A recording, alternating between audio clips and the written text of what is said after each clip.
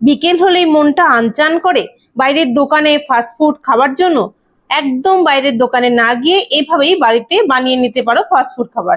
তুমিও খাবে এবং পরিবারের সকলের জন্য। সবার প্রথমে আমি একটি বলে ময়দা নিয়ে নিয়েছি। এবার এর মধ্যে স্বাদমতো নুন আর সাদা তেল খেয়ে এবার একটি ময়ম দিয়ে একটি ডো তৈরি করে নিয়ে ডোটা আবার একটু ঢাকা দিয়ে কিছুক্ষণ রেখে দিচ্ছি।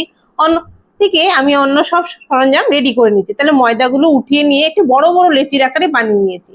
একটা বোলের মধ্যে দুটো ডিম, গ্রেট করে গাজর, পেঁয়াজ কুচি, তার মধ্যে দিয়ে দিচ্ছি কাঁচা লঙ্কা কুলি ভালোভাবে মাখিয়ে নিয়েছি।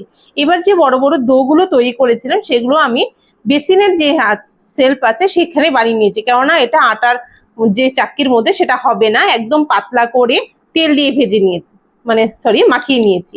এবার এর মধ্যে আমি যে ডিমের গোলাটা দিয়ে এপিট ওপিট করে আমি এটাকে লাগিয়ে নিয়েছি। অন্যদিকে কড়াইতেই তেল বসিয়ে দিয়েছি। এবার একে একে করে এইভাবে দিয়ে হালকা আছে একদম ধিমি করে ভাজবো, যাতে এটা পুড়ে না যায় আর ভেতর থেকে কাঁচা না থাকে।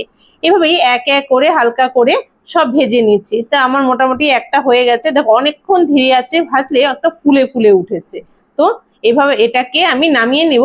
এভাবে পরপর আমি যতগুলো করেছি সবগুলো ভেজে নেব, কারণ সবার জন্য বানিয়ে নিয়েছি। তো তোমরা চাইলে এভাবে একবার বানিয়ে দেখতে পারো। তো আমার গরম গরম তৈরি হয়ে গেছে মোগলাই।